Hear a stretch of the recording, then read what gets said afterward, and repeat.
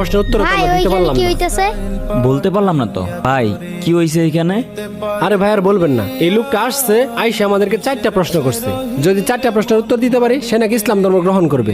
আমরা তো কেউ উত্তর দিতে পারলাম না। আপনি কি এই প্রশ্নের উত্তর জানেন? কি প্রশ্ন?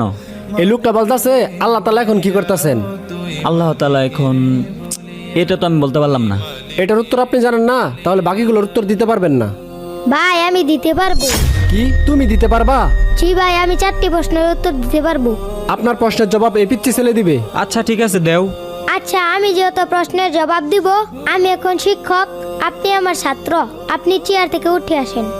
ঠিক আছে, যেহেতু প্রশ্নের উত্তর দিবা সেহেতু বসেই দাও। আপনার প্রথম প্রশ্ন কি? প্রথম প্রশ্ন হলো, আল্লাহ তাআলা এখন কি করছেন? আপনার মতো গর্দবকে চেয়ার থেকে নামিয়ে আমাকে আল্লাহ তাআলা বসিয়েছে। আপনার দ্বিতীয় প্রশ্ন কি? আল্লাহর আগে কে? আপনি 1 থেকে 10 পর্যন্ত গুনেন। 1 2 3 4 5 6 7 8 9 10। আবার 10 থেকে নিচ দিকে গুনে আসেন।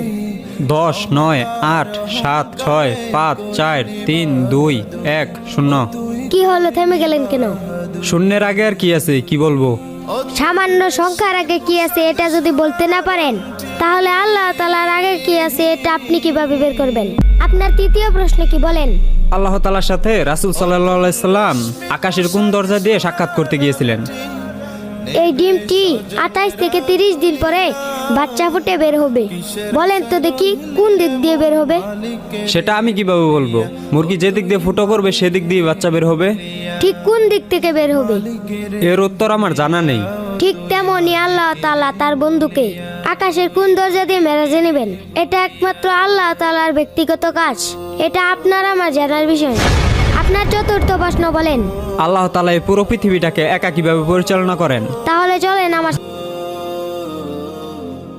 কি ব্যাপার, তুমি এই অন্ধকার করে একটা মোম জ্বালিয়ে আমাকে নিয়ে আসলে কেন? এই যে মোমবাতিটা, এই মোমবাতিটার আলো কোন দিকে তাকিয়ে আছে বলতে পারবেন?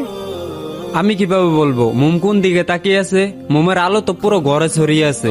আল্লাহ তাআলা তার নূর আর রহমত দিয়ে ঠিক এভাবেই পুরো পৃথিবীটাকে ঘিরে রেখেছে।